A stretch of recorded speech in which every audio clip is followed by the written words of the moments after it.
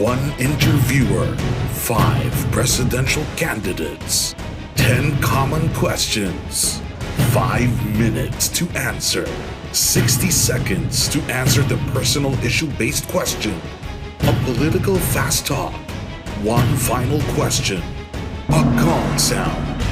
All answers are unedited. This is the 2022 Presidential One-on-One Interviews with Boy Abunda. Good evening and welcome. Our guest tonight, Mayor Isko Moreno. Thank you, Boy. It's an honor to be here. Thank you very much. First, let's talk about the environment. Mining in particular, because this is one of the most controversial environmental issues. Noong Abril 2021, President Duterte lifted the 9-year moratorium on granting new mining permits sa pamamagitan ng EO 130, Executive Order 130. December 2021, the Department of Environment and Natural Resources, DNR, ay nilift din ang ban on open pit mining through Department Administrative Order number 2021-0. Pinuri ito ng mga taga-mining industry. Ibig sabihin ang mga desisyong ito na dalawa ng DNR at ni President Duterte. Samantala, binatikos ito ng mga human rights and environment defenders. Ang aking katanungan, Mayor Isko, you are applying to become the next president of the Republic of the Philippines. If elected, pagtitibayin mo ba ang mga desisyong ito o ipapawalang bisa? Pagtitibayin natin. Because isa sa pinakamagandang asset ng bansa ay yung ating mga minerals. No? There is also what you call the responsible mining. And there's gold standard and world standard of mining and responsible one. And it has to be applied to everyone, to anyone. No? And at the sitwasyon natin ngayon, sa hirap ng buhay ng ating bansa, sa hirap ng epekto ng pandemyang ito sa ating ekonomiya, we need to generate more FDIs, foreign direct investment, more jobs, more source of income.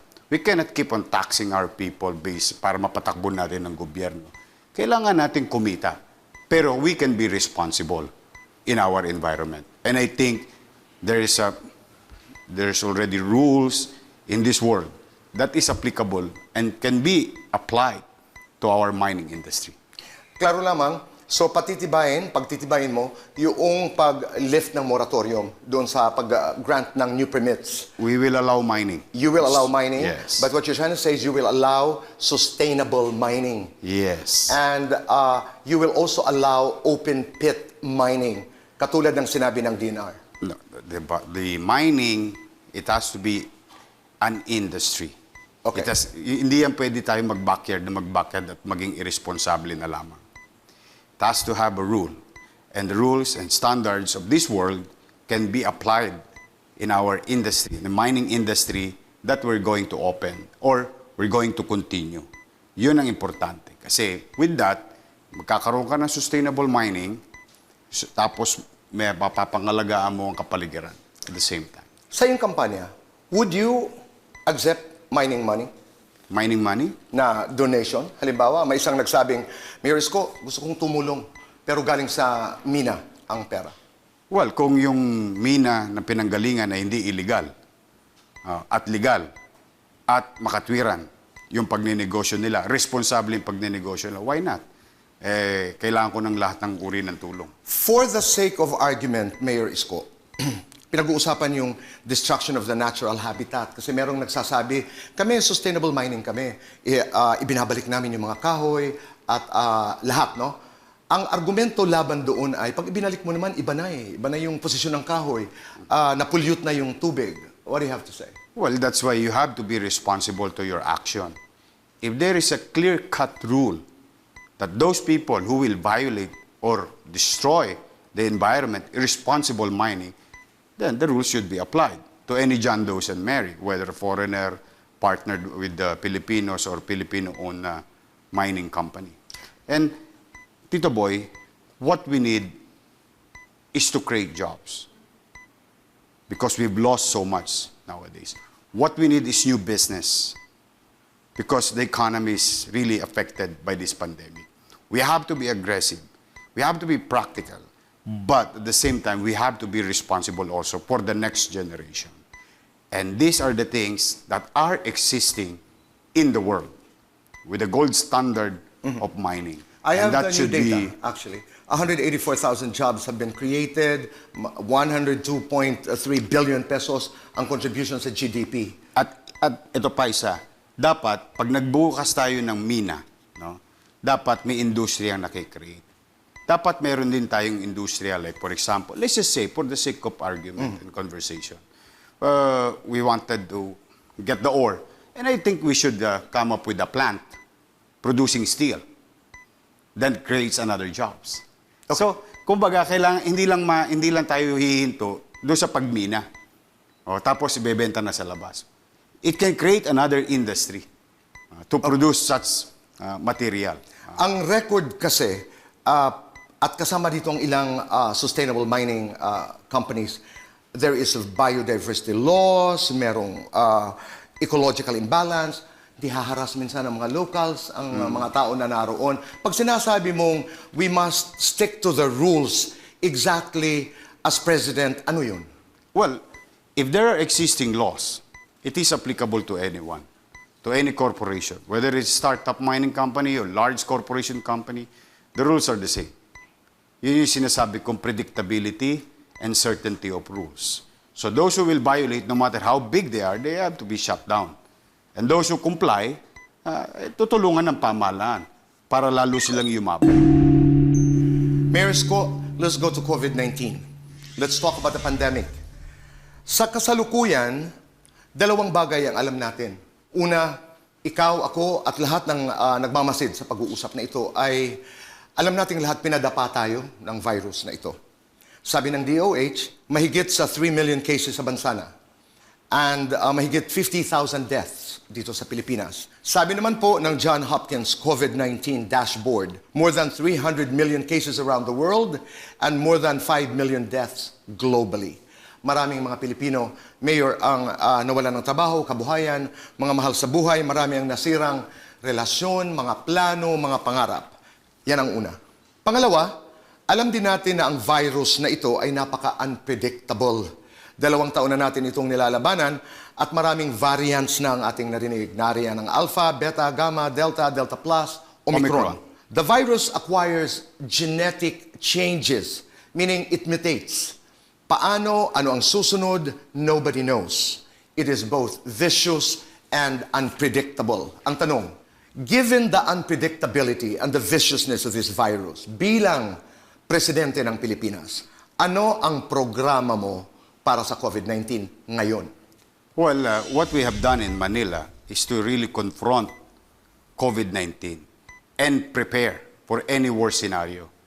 We acquire medicines, we acquire oxygens, we acquire facilities, we acquire more medical frontliners.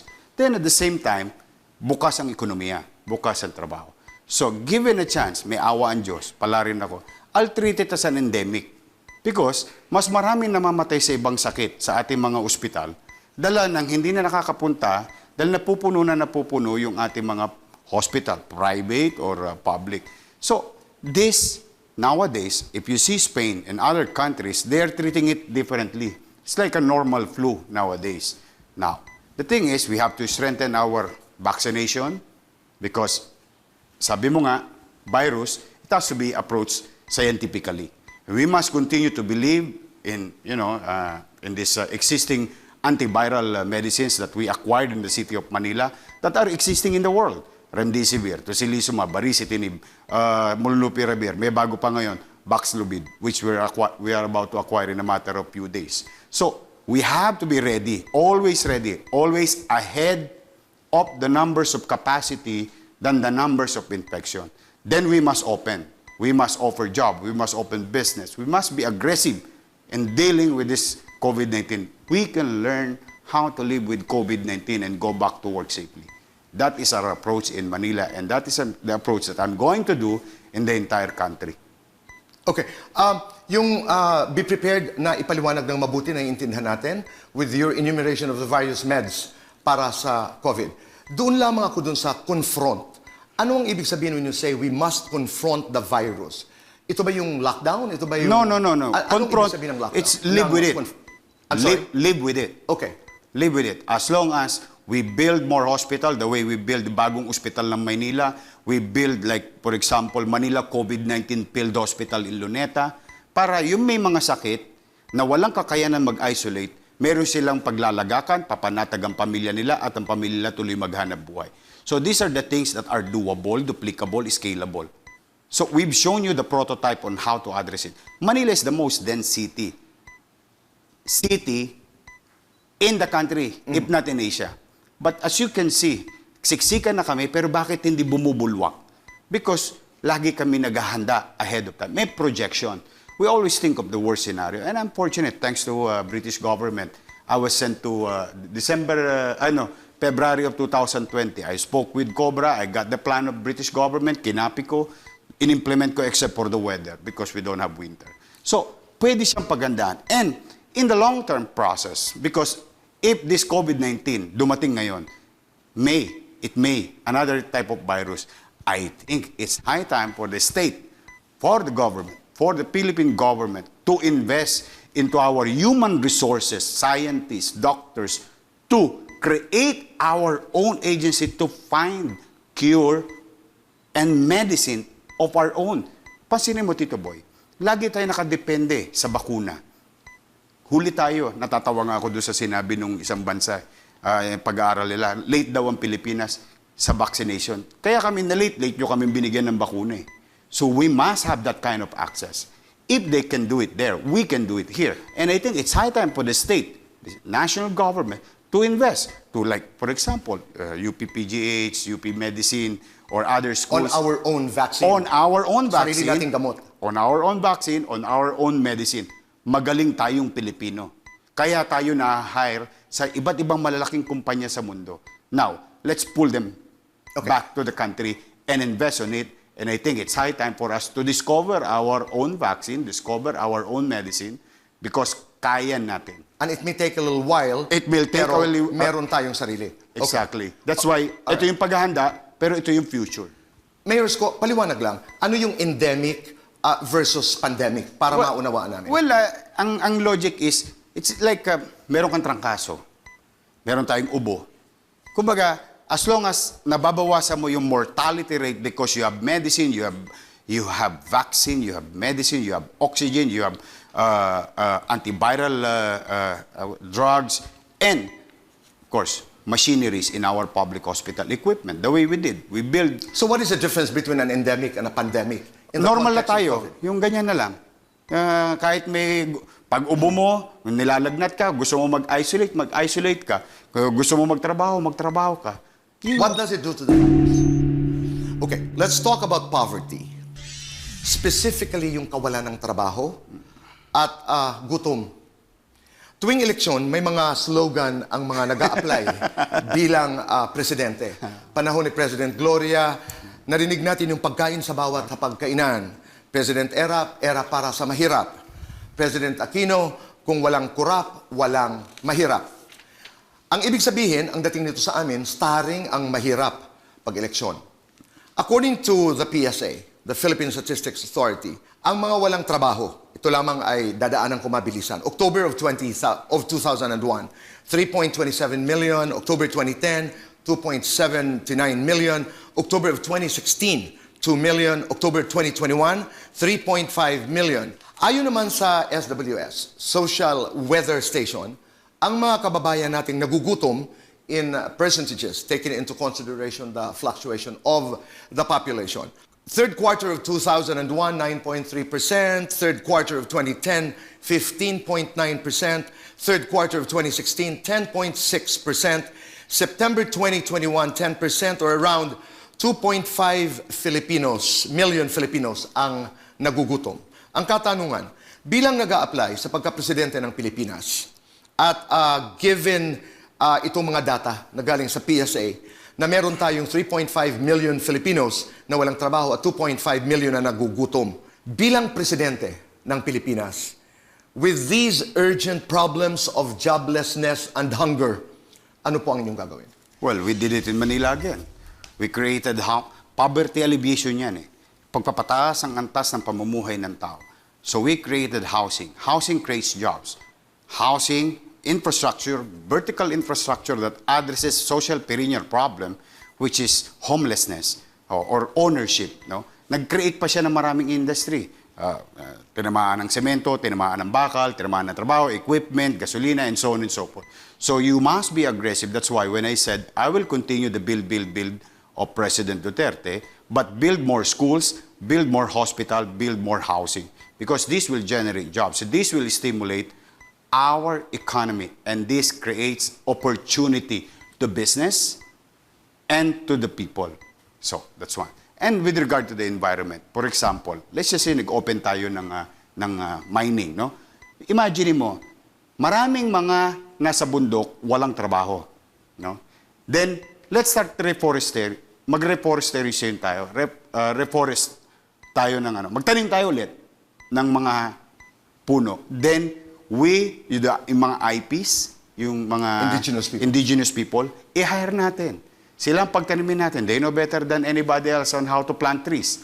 So, you address the environment, you open something, it affects something, you address it, and it affects something. So, maraming pwedeng gawin. But I do believe the minimum basic needs. And I remember my professor in UP would always say, MBN, minimum basic needs. When you address housing, education, healthcare, and jobs, this will alleviate the status, kalalagayan ng ating mga kababayan. That's why, since time immemorial, nung ako'y maggobyerno, ito na tinutukan ko. Nung ako'y mag-alkalde, yun ang ginawa ko lahat.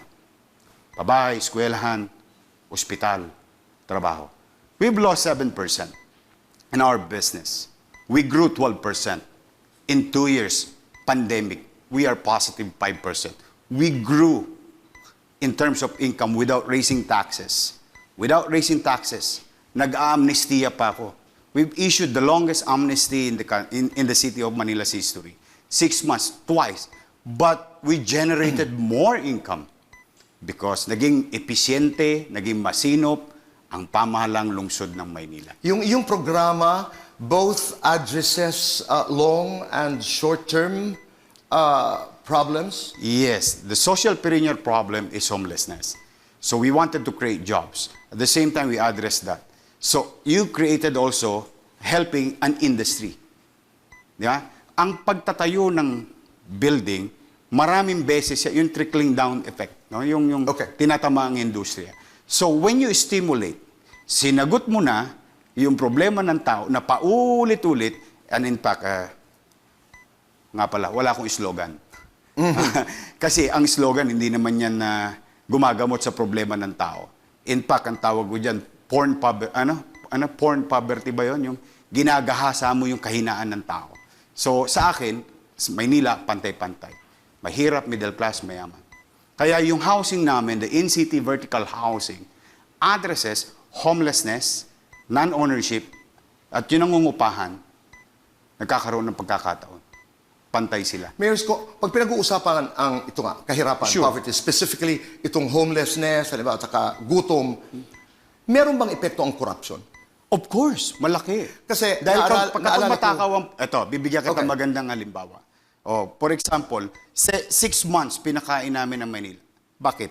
700,000 families. Sabi kasi ng SWS, with your data, in 2020, September, sabi magkakaroon daw ng taggutom sa 2021. So, ang ginawa namin, kinancel namin ng road maintenance, nilagay ko sa food security program, 6 months kumain ang 700,000 families in the city of Manila. Every month, 700,000. So, yes, it's true. Kapag talagang may mga magnanakaw sa gobyerno, makakati ang kamay, kawawa ang tao. Undersecretary Cyril Ramos said of the DOF that 20% of the national budget goes to corruption, about 600, 700. He knows better than me. He's a former president. But you agree? Most likely. It's happening. We saw it eh. May mga nakukulong, may mga sentensyado nga, hindi nakukulong eh. Buti pa yung naawa ko doon sa isang matanda eh. Nagkamali lang nakunin yung mangga ng may mangga eh. Nakulong eh. Yung mga nagnakaw and that tells you what, Mayor? That is inequality. That is grave injustice. Lalo na sa mahirap. talk about OFW, migrants. As of September 2019, ang estimated number of OFWs worldwide is 2.2 million. According to PSA again. 96.8 nito ay may mga kontrata po overseas. 3.2 ay walang kontrata. Ang mga remittances ng mga OFWs, just for us to have an idea, ay noong 2018 po, 28.9 billion US dollars.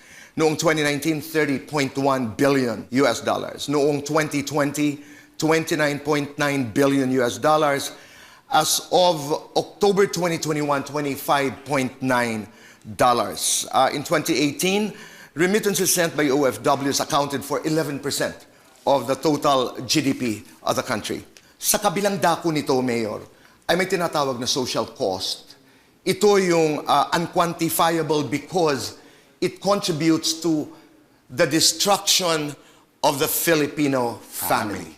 Kung ikay papalarin manalo bilang presidente ng Pilipinas, how do you balance the economic contributions of the OFWs and the unquantifiable cost of migration that contributes to the destruction of the Filipino family? That's why when I said about a few weeks ago, a peso spent in Metro Manila doesn't give us any growth. So the same peso that I'm going to spend in terms of development in Metro Manila, I will spend it in the far-flung areas because it will generate more economic growth and opportunity in the provinces. So parehong pera, pero niredirect mo. When you have this, when you have opportunity for the farmers, binigyan mo sila ng pagkakataon na bilhin ng gobyerno sa tamang halaga yung kanilang produkto, panatag sila, magtatanim sila. Meron silang ayuda sa gobyerno na matatakbuhan para yung kanilang abono, yung kanilang patubig. Then, nobody wanted to send their children somewhere else. So, when there is an opportunity, because most of these numbers that you're saying is from the far-flung areas, sa probinsya. Kaya yan umaalis ng bansa, siyempre hindi mo naman masisisi sa hirap ng buhay. Tapos makukwento ng kapitbahay. Ako nga, di ba, nangarap ako maging seaman. Dahil yun ang gusto ko talaga, maging kapitan ng barko. Because there's an opportunity there. Now, how to create an option? Yun yung sinasabi ko kanina, Tito. You have to generate more FDIs. If you create more foreign direct investment, then it will generate more opportunity. At the rate we're going, about $4 billion.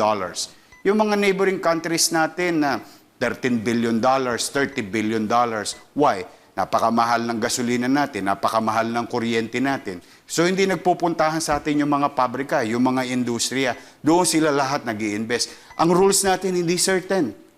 Ang dami mong kinausap na, maniniwala ka ba na I think by the hundreds of signature just to approve, Tito Boy, just to approve a PPP. You know what I'm gonna do with that? Okay, ayan ba rule 100? O lahat kayo 100 na tao maupo kayo rito sa lamesa. You sign. You read, you sign. If you agree, you sign. Then we finish in less than 1 month. It will take 2 years just to push for the PPP, not yet approved, to push for PPP. So there are rules, too much bureaucracy, too much redundancy, unnecessary redundancy in the rules. Now, bumaba na sa nasyonal, bababa na sa lokal. Pagdating sa lokal, hanggang tanod, problema ng negosyante. So, paano papasok sa atin ang negosyante? Paano natin sasagutin na sila, wag na kayong pumunta ng abroad. Wag kayong mag-alala, magdadala ko ng negosyo dito, magdadala ko ng investor. Hindi na kayo alis. Hindi na kayo alis. Now, yan ang option. The value of income abroad, the value of income in the country, plus with your family, this without your family. And that's how address the social cost of going abroad. Are you in agreement with the creation of the Department of Migrant Workers of the President? Well, there's so many laws already. Tito Boy. So what you're trying to say is you don't need, hindi mo na kailangan itong departamentong ito. Bago ako gumawa ng isang batas, I'll make sure na yung isang department na yun, yun din ba yung ginagawa? Kung hindi naman, then we create. Pero what is important? Is that a duplication? Well, I don't know. I don't know yung intricacy, yung mga OWA, POEA, and so on and so forth. But the thing is, ito, ang pinakamabisang tulong natin sa OFW, yung polo. We should put professional people in our embassy abroad. Oo. Yung labor officer natin. O kasi kita mo, ilan na ba ang naapi nating mga kababayan? Ilan ba ang naargabyado nating mga kababayan? Mga kontrata nila hindi nare-recognize. Iba ang sinulat dito bago umalis, pagdating doon, iba ang ginagawa. How do they get protected? And yet you're telling me, billions and billions of pesos or dollars for ang that pinapadala matter, dito sa ang pinapadala dito. Mayor And Isko, they don't get premium. Yeah. When you become president, you look forward to the day na malaki ang mababawas sa ating migrant workers. I'm hoping so. With your help, with the help of everyone and the investor, Okay. building trust again for the country's credibility as a country of nation, certain of rules, predictable, and that's very important in investment. Ano yung pananaw na tinatawag natin silang bagong bayani? Well, ginagahasa din ng ating mga OFW ng mga politiko. Tinatawag lang na bagong bayani. Saan ka nakakita ng bagong bayani? Pag nag-positive sa airport, pinagbabayad natin ng 6,000 pesos. That's why we offered Manila COVID. At saka it normalizes the risks of working abroad. Di ba? I mean, parang bagong bayani, pag dumating dito, kawawang-kawawa. 6,000 pesos nagbabayad. That's what we offer Manila COVID-19 Field Hospital for free for OFW. At the very least that we can do. So, iba yung kiyaw-kiyaw, iba yung lip service. Let's talk about social media. Pag-usapan natin ang internet, specifically, cyber pornography. Noong 2021, Year in Review report ng Pornhub, isang online adult video streaming website. Sabi dito, ang mga Pinoy daw, spend 11 minutes, 30 seconds watching porn, making the Philippines top 1. Talo natin ang France at saka ang Japan. Some of the known social media sites, apps, Twitter, Snapchat, ngayon ay ginagamit na minsan. And some Facebook groups are being used as alternative porn sites. May kwento lamang ako, dalawa. Mabilis na lamang to. Si Billie Eilish is a young... Singer. Yeah, American singer-songwriter. She's 20 years old. She turned 20 actually last year. Ang kwento niya, in an interview last year, sabi niya, 11 years old, I got exposed to pornography. Pagkatapos daw ay na-addict siya sa porn. And then, may mga pagkakataon na ang kanyang napapanood ay ang akala niya normal. So she was hooking up with multiple sex partners dahil yun ang kanyang napapanood. In her words, sabi niya, my brain was destroyed. I felt devastated. She had nightmares. At 11 years old, may access siya? Meron. Sleep paralysis, and then her mental health was damaged. Last year, she turned 20 nga, sabi ko kanina, now she's on the road to recovery. Tanong, at ito'y hypothetical. Nalaman mo at na-confirm mo nang yung menor de edad na anak ay addicted to cyber pornography. Bilang magulang, ano ang gagawin mo? At bilang presidente, kung ikay papalari ng Pilipinas, paano mo ito itatawid sa iyong polisiya on the welfare and protection of children? Okay. Well, as a parent, you always talk to your children and be reasonable to them. And try to explain them the gravity of the situation, especially kung minor de edad. No? That is the job of being a parent to your children. Wala namang perfectong magulang, wala namang perfectong pamilya, but at the very least that you can do is really talk and try to be sensible to your children. But as a leader, alam mo, Tito, mapalad ako nakapag-aral-aral ako kung saan-saan. Kaya ako, nababahala na more than the porn, another problem with us is yung masyado ng palasak, yung social media, abuse, words, sinasabi mo nga ngayon, pati social media ginagamit na as porn site. I'll teach them a very good lesson. This social media company, I'll make them responsible because nagiging outlet yung kanilang mga sites. I'll make them responsible. That all those accounts must be real. Alam mo, may plano talaga akong ganyan na papapanagutin natin yung mga pinagbabaliwala lamang ng mga social media companies na to. It destroys our country. It destroys society. It destroyed already a country and countries because of this pagbabaliwala. Now, and technically, I'll block their IP address. I'll make the ICT as a powerful agency to go after to this corporation, to go after to this website, and so on and so on. Then, I'll start talking to, for example, let's just say GCash, Paymaya, FinTech, or even credit cards, banking system. Kasi para nung mapanood mo yan, kailangan mo magbayad. So there are so many things that we can do technically. We'll go after them because I do believe it's an issue. An issue to a person, an issue to a family. And it has to be addressed by the state. Okay, I heard you. But you're aware na ang isang 12-year-old child can actually get into an app by faking all the Accounts. requirements. Yes. Doon yung sinasabi mo na, oh, go ahead. Yeah, yun yung sinasabi ko na dapat pag kumukuha ng account, no? Pag naggagawa ng account, let's just say para sa mga manonood natin, pinakamadali na siguro.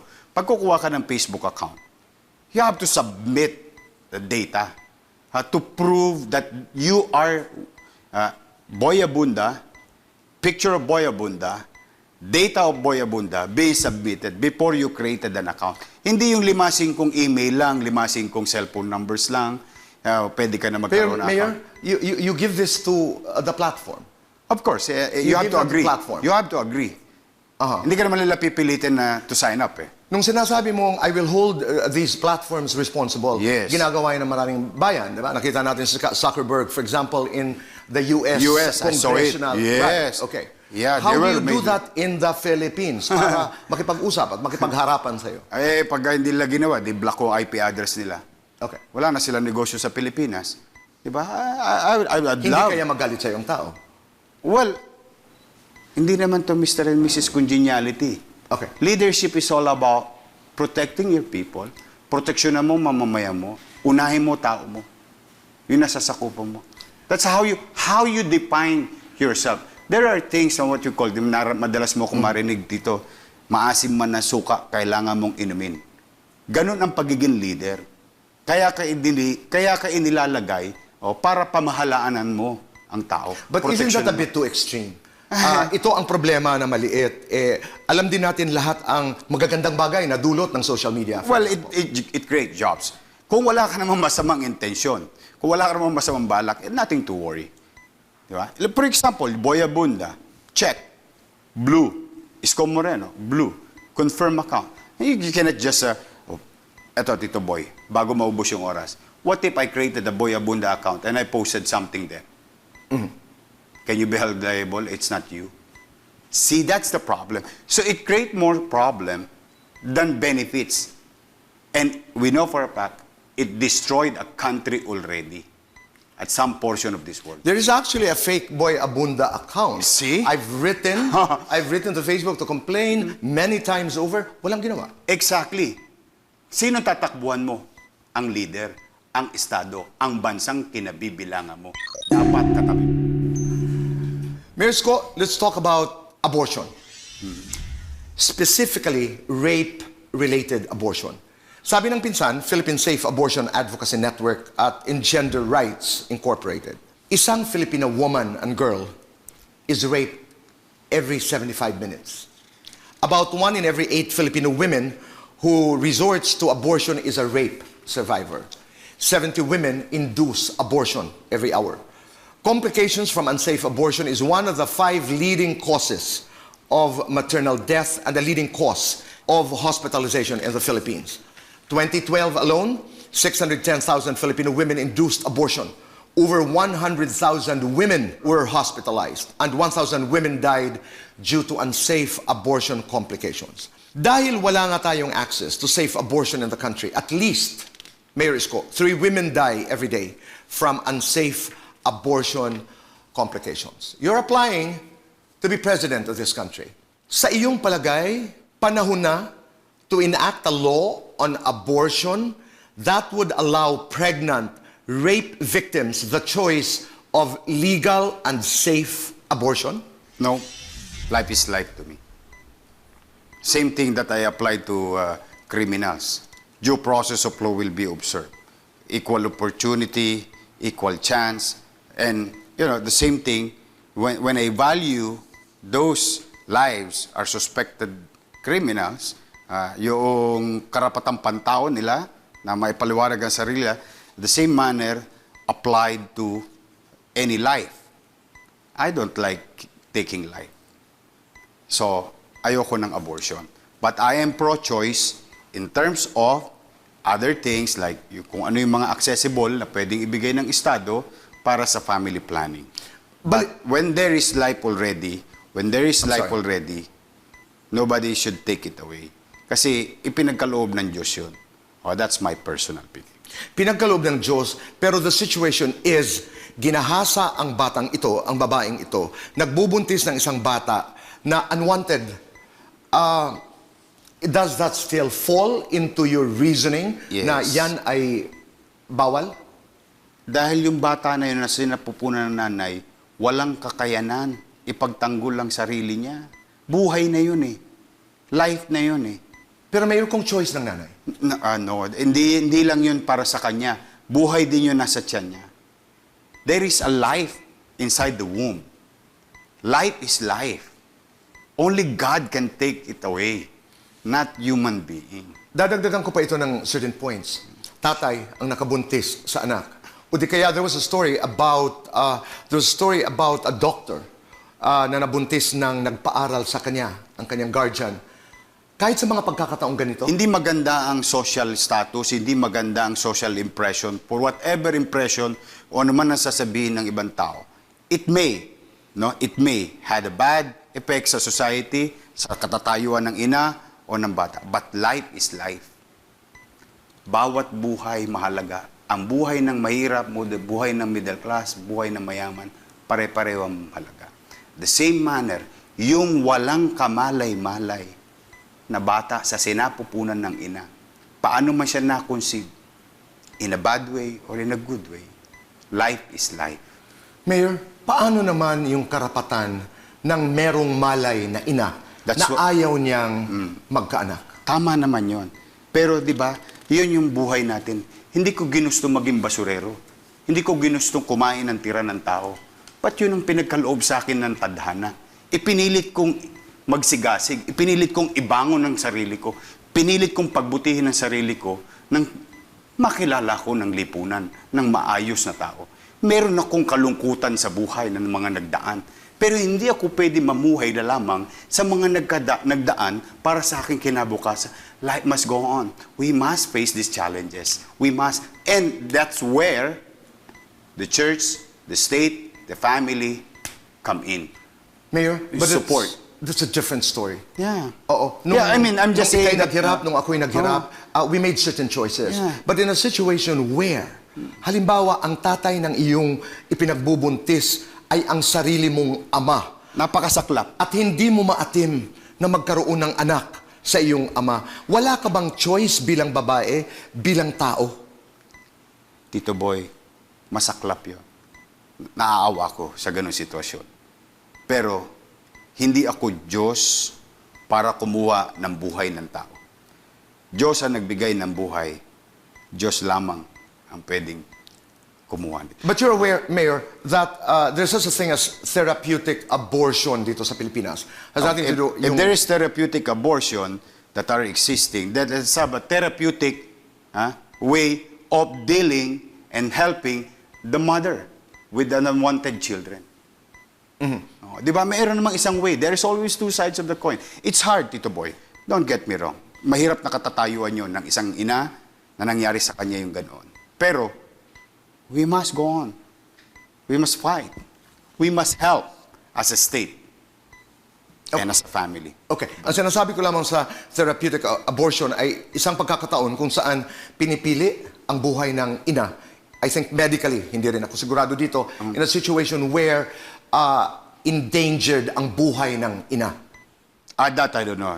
I think that's medical, no? That's all. But this, as a matter of rule, as a matter of principle, life is life. Every life must be saved. Ito'y may kinalaman sa iyong religion. May kinalaman sa iyong faith. Takot ako kay Jesus. Mayor Isko, pag-usapan natin ng drugs. Okay. Let me start with a quote from the President, President Duterte. At ang sabi niya, I feel so bad about all of these things Kasi nalaman ko paano ko makontrol in 3 to 6 months ang mga generals na pulis nandyan. Tapos yung mga Bureau of Customs na inaasahan ko, PI, nasa droga. How will I succeed? Nasa droga. Alam ko na nagkamali talaga ako. Now, magtanong kayo, ang Pilipinas, are we or are we not a narco country? Sabi ng Presidente, yes, we are. Sabi ko, tama yung silang mga kritiko ko.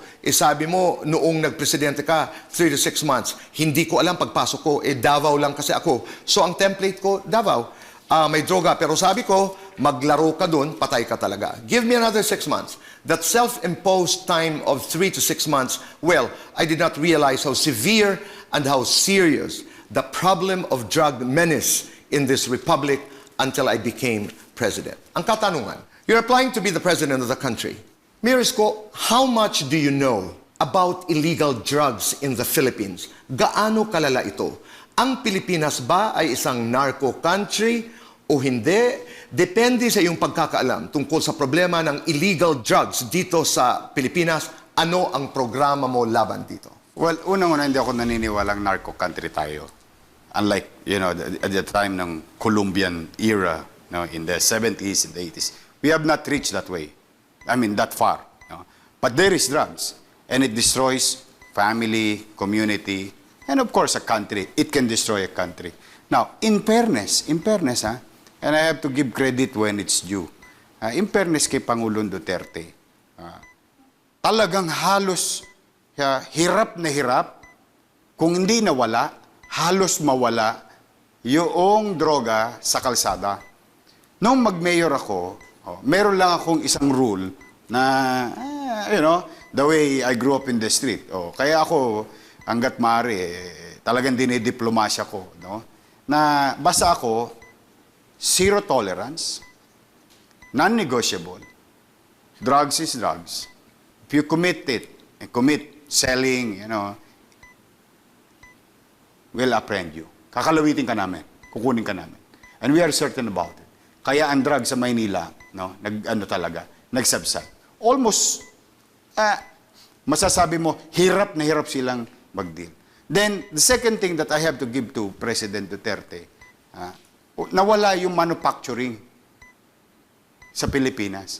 Kasi noong dati, dito may mga nahuhuli sa Paco, sa subdivision, sa mga posh subdivision, nagpaplanta ng droga. But the problem with that, na wala nga yung clandestine na operation ng manufacturing of drugs, but the thing is, one thing that I found, bulk ng dumarating dito. So there must be something wrong with our borders. There must be something wrong with our ports. So, kasi, kung wala na yung manufacturing, hirap na magbenta, bakit kung dumating at mahuli namin 48 kilos, 40 kilos, 5 kilos, nahuhuli namin malalaki kasi nakapackaging na. So, I think it's high time for us to address our boundaries, our entries, the port of entries. Then, pag wala na nagpaplanta, wala na pumapasok, then, naturally, walang available na drugs. Mayor Isko, would you continue the war on drugs of the President? Why not? Anong pagkakaiba kung ipagpapatuloy mo? Anong pagkakapareho? Basta papapanagutin kita sa mata ng batas. Hindi sa batas ng sinuman. Sa mata ng batas.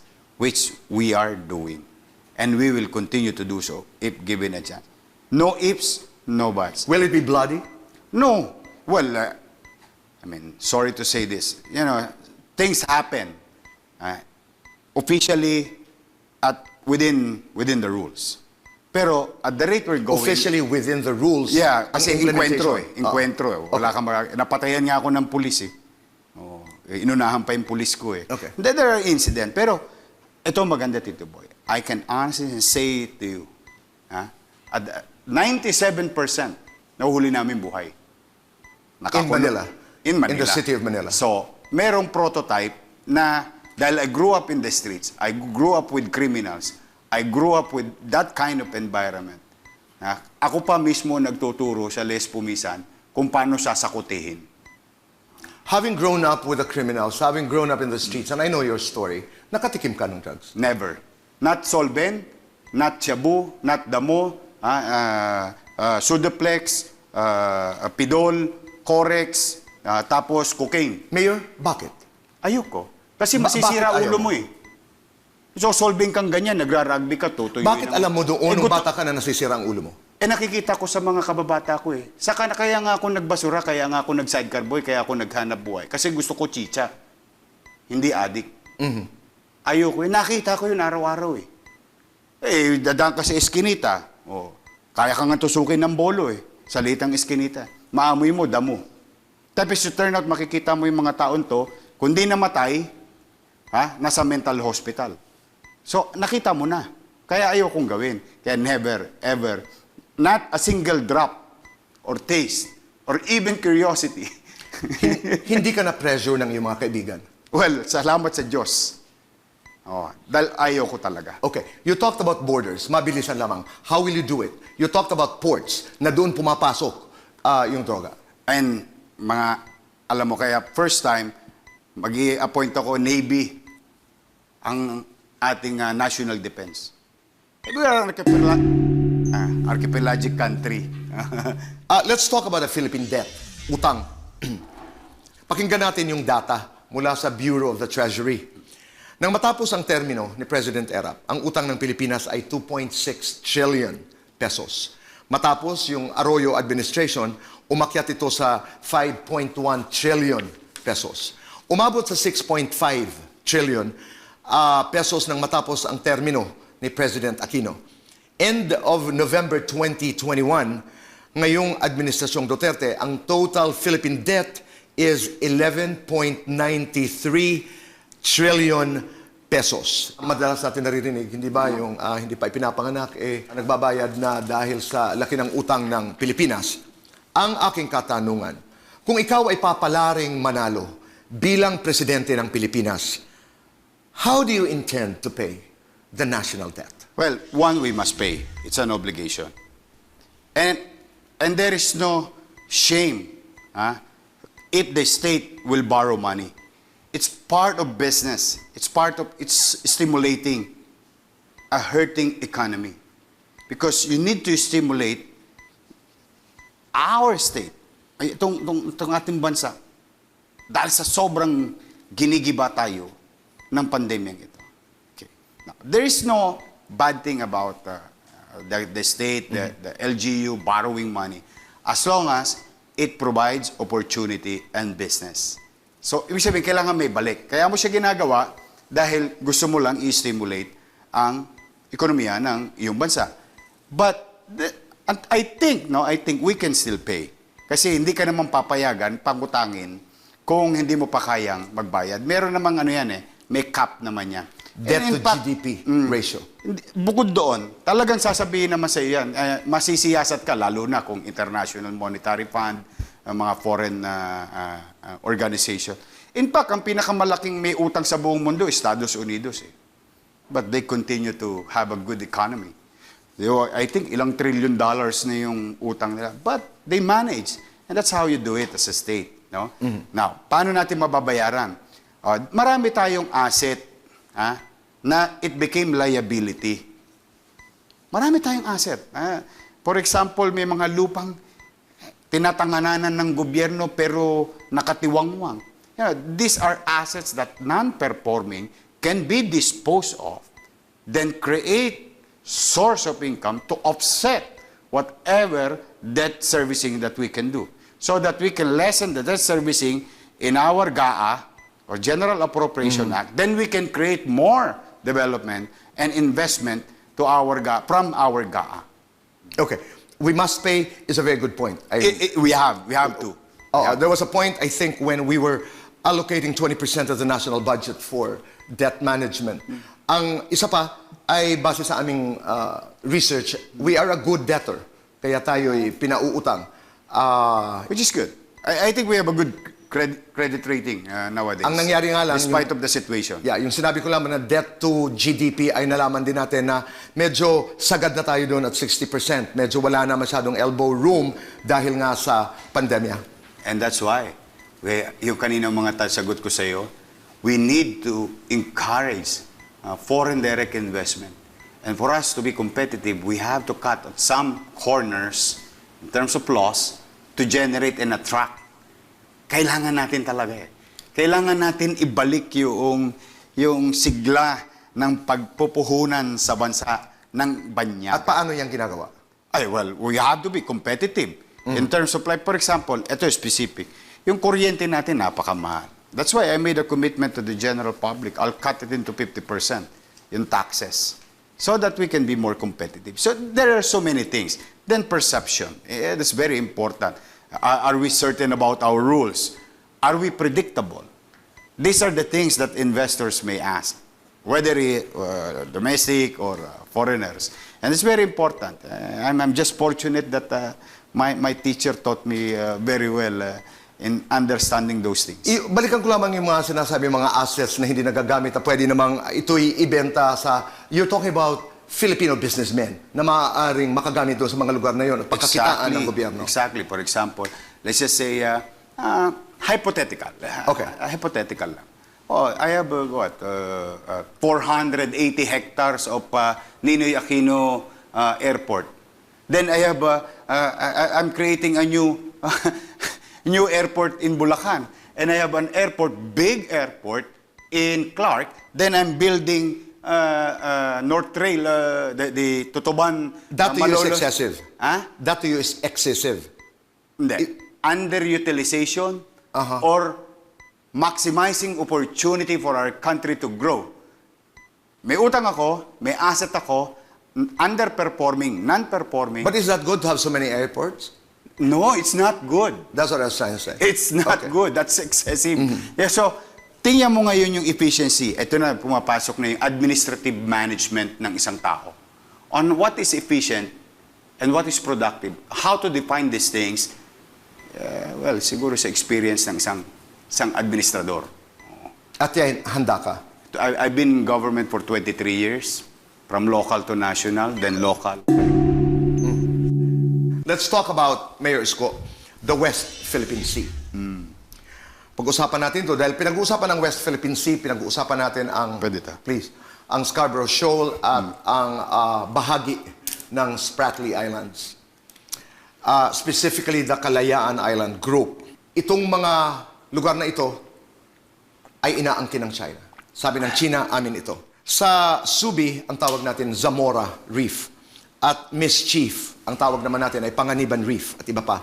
Nagtayo na dito ang China ng mga hangars, underground storage, missile shelters, radar arrays, and other facilities. Noong July 12, 2016, naglabas ng desisyon ang Permanent Court of Arbitration, PCA, pabor sa Pilipinas sa issue sa West Philippine Sea. Sabi ng korte, atin sa Pilipinas ang West Philippine Sea. Pero patuloy pa rin na inaangkin ito ng China. Tuloy din tayo sa pagfa-file ng mga diplomatic protests. As of December 2021, we have filed about 241 diplomatic protests. Sinasagot naman tayo ng China. 152 responses mula sa China. Ang aking tanong, as President of the Philippines, you are also the chief architect of foreign policy. Exactly. If all diplomatic efforts fail, bilang Presidente, do you think the Philippines is strong enough and prepared to fight a defensive war against China to protect our territorial sovereignty? Militarily, no. We know that already. But I do believe in a civilized world, in a civilized time, we are guided by law and order. In fact, that's why we are participants of international organizations like United Nations. And in this case, the law of the sea. The court in Hague decided in our favor. It's ours, no question. Historically, it's ours. Under the the Velarde map, no? The 1737 map, I don't know the specific year, it's ours. Then technically, it's ours. We are a signatory. Other countries are signatories in that. Then those countries that are signatories in the law of the sea, then must come together and help us. Because the sauce for the gander is the sauce for the goose. Pag sila'y nangangailangan, tayo'y hinihingan. Top din natin ang ating tungkulin sa mga pinirmahan nating kontrata, pinirmahan nating mga agreement. They should come. Now, internally, then that's why I will appoint national defense.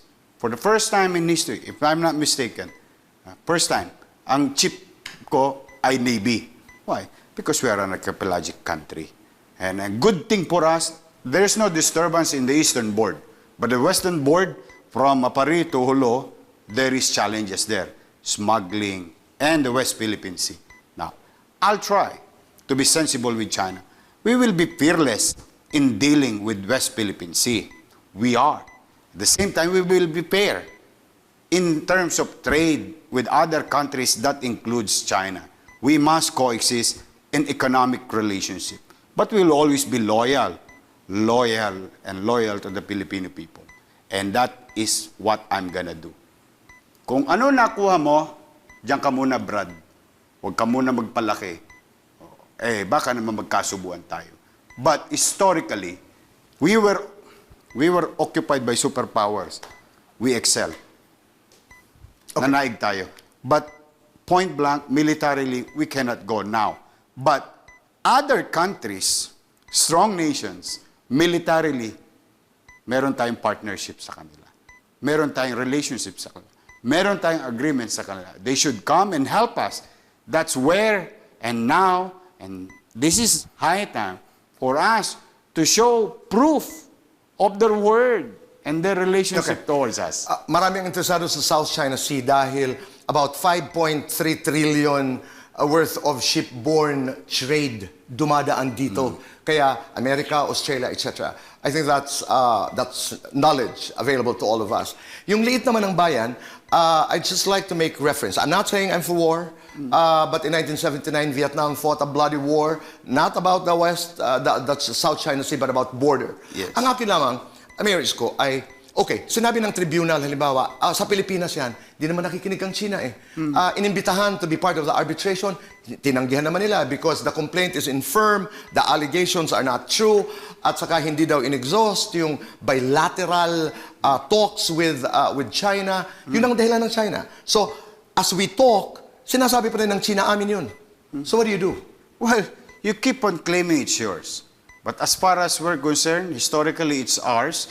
And technically speaking, under existing rules and laws and agreements, it's ours. Favorably, binigyan tayo ng pabor doon sa desisyon.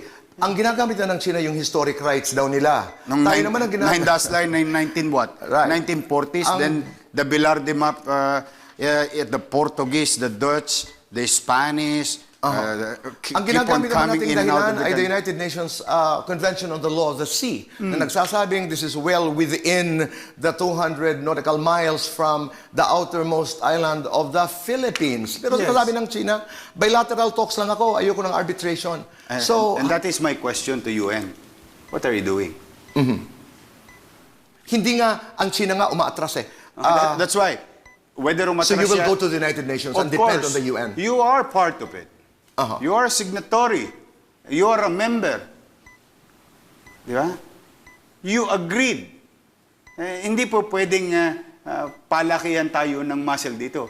That's why I told you to boy. In a civilized world, in a civilized time, we are guided by law and order.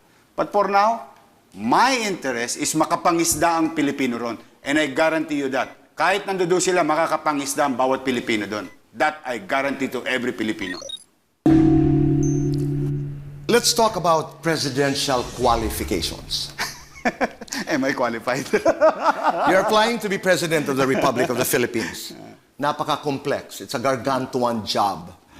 Una, the president is the head of government, is the chief architect of the foreign policy, commander-in-chief of the armed forces of the Philippines, signs budgets, manages finance, appoints justices recommended by the Judicial and Bar Council, confers the National Artist Award, manages disasters and pandemics, fights drug wars, head of her political party, has power over aliens, has power of eminent domain, practices general supervision over local governments, and pardons convicts, among many others. Mayor Isko, that's how complex a job of a president is.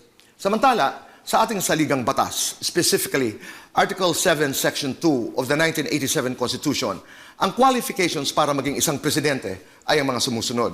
Natural-born Filipino, registered voter, must be able to read and write, 40 years of age at the day of the election, and must have resided in the Philippines 10 years before the election is held. Kung ikay papalarin maging presidente ng Pilipinas, sa iyong palagay ba'y napapanahon na para amyendahan ang provision na ito ng saligang batas, oo o hindi? Bakit?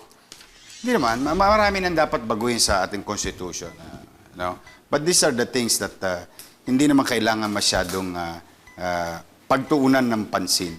Simply because at the end of the day, it is the people. It is, in a democracy, it is the people who will choose. They will choose high school finish, o may doctorate sa Oxford, o they can choose. Yan ang bisa ng demokrasya. And I think what we should go after is paano natin gagawing mas mature yung ating mga mamamayan sa pagsisiyasat sa ating mga kandidato. O paano tayo magiging responsableng mamamayan sa pagpili. Kasi ang kwalifikasyon, ako naniniwala ako, yung dapat may pruweba. Hindi yung ginawa ng tatay ko, kaya gagawin ko. Yung ginawa ng asawa ko, kaya ito gagawin ko. Hindi yung ginawa ng kamag-anak nila. Where were you when we needed you most? What have you done for your fellow men? For you to be voted as the head of the state or being a president? Yung prueba is a very good qualification of any candidate because you can dream of so many things. You can think of so many things. You just sit in one whole day in a room, you can think of a lot of things. These are what you call lip service. But wala kang karanasan, hindi mo nga alam ang katatayuan ng paano kumalaman sikmura at alam naman natin na napakarami sa demografiya ng ating bansa, yun ang nararamdaman. Then how can you relate? You can always choose words. You can sugarcoat things. You can choose better words to describe a particular members of the society. But wala yun. At the end of the day, where were you? What have you done for your fellow men? And I think that's what matters most. More than the education, more than what... Education is needed. That I agree. But you can learn that. Tito Boy, high school finish ako when I entered into government service. And I saw nakita ko yung kahalagan ng edukasyon. Pero hindi lahat doon nagsisimula. Ang nagsisimula ang pagiging leader ay yung ikaw bilang tao na uunawaan mo ba yung kababayan mo, yung sasakupin mo, yung paglilingkuran mo. Mayor Isko, itong mga sinasabi mo na nasaan ka nung kailangan ka namin, yung karanasan, if I'm getting you right, are you willing to amend the Constitution at i-include itong karanasan bilang bahagi ng qualification? And that's a good point. That I agree with you. Diba? Kasi merong mga peculiarities ang bawat bayan. Yeah. Halimbawa sa Myanmar, hindi man ako agree, isa ngayon sa kanilang qualifications ay dapat hindi ka mag-asawa ng foreigner dahil may kinalaman kay Aung San Suu Kyi, di ba? Indonesia, high school graduate. Turkey, parang higher education. Alam mo, magandang ginagawa, magandang pamantayan, yung sa justice system natin. Bago ka maging judge, may X number of years ka na nagtrabaho. Great Britain. Bago ka maging prime minister, you have to be an MP, a member of parliament. Exactly. So, meron kang pwedeng dagdagan. Huwag mo nang baguhin kasi kawawa naman, yung isang magsasaka sa bundok ng tralala, nagsikap siyang maigi, iraos yung kanyang anak. At yung kanyang anak, naging mabuting mamamayan, nagsikap at bigla naging leader, mawawala ng pagkakataon na maging leader na ng bansa. Mali yun. Napapag-usapan lamang natin dahil naalala ko ang sinabi ni the late Senator Miriam Defensor Santiago na ginagalang natin ang husto. Sabi na, pag nag-a-apply ka nga bilang police officer, nire-require ka na college graduate. Ano pa kaya ang pagiging presidente na napaka-complex? But I get your point. Yes, but kasalanan din ng state. Bakit? We didn't made education available to everyone. Saan ka nakakita? Makapagkolehiyo ka, kailangan mo lumuwas sa Maynila. Ilan kayo, Tito Boy? Sorry, mas lamang ang edad mo sa akin, ha? Ilan kayong pumunta sa Maynila para mag-aral sa Maynila? Konti lang. Exactly. Dalawa. Exactly. That's my point. So, bago natin i-claim, pataasin ang standard ng educational attainment ng isang kandidato, we made sure that education is available to any John Doe and Mary, Pedro and Petra. Para walang dahilan, ba't hindi ka pa nag-aral? Libre na nga. Ba't hindi ka nag-aral? Gusto mo palang maglingkod. So, sa akin, okay ang pag-aaral, Tito Boy. Pero at some point, may kasalanan pa tayo eh. So, punan muna natin yung kasalanan nang mawalan ng dahilan ng isang taong hindi makapag-aral. Kung yun ang argument. No, I was not referring just to the education. Yung mga ibang requirements kasi iba-iba, peculiar sa bawat bayan. Tapos na tayo sa ating 10 katanungan, Mayor Isko. Punta naman tayo sa personal issue-based question na iyo lamang at ako'y magtatanong. You have 60 seconds to answer. Sure. Wala akong follow-up. In 2007, Mayor Isko, you ran for Vice Mayor under Asenso Manileño. 2010, nagsanib puwersa kayo ni former Mayor Alfredo Lim. In 2012, iniwan mo ang Nationalist Party para sumama sa puwersa ng Masang Pilipino with the former President Joseph Estrada na tumatakbo noon laban sa dati mong kapartido na si Mayor Lim. Noong 2016, tumakbo kang senador, you were adopted by Senator Grace Poe, at ang kanyang partido ay Galing at Puso, and you were also an adopted senator by Senator Bong Marcos' party. Kung hindi ako nagkakamali. 2019, you ran again under Asenso Manileño. You can answer that. Because your critics accuse you of being a political butterfly. What do you have to say? Okay. Now, I'm one of the founding father of Asenso Manileño. I've never left Asenso Manileño.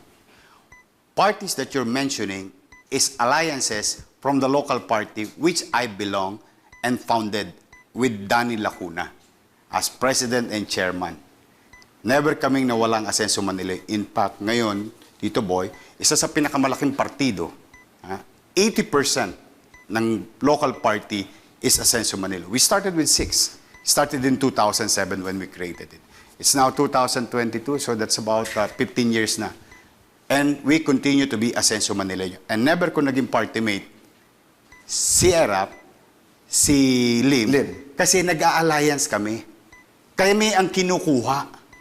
Now, political butterfly, with all honesty, I would rather, if I may borrow, my loyalty to the party ends where my loyalty to the people begins, sabi ni Manuel Quezon. Yun ang akin. Ang loyalty ko sa no matter what.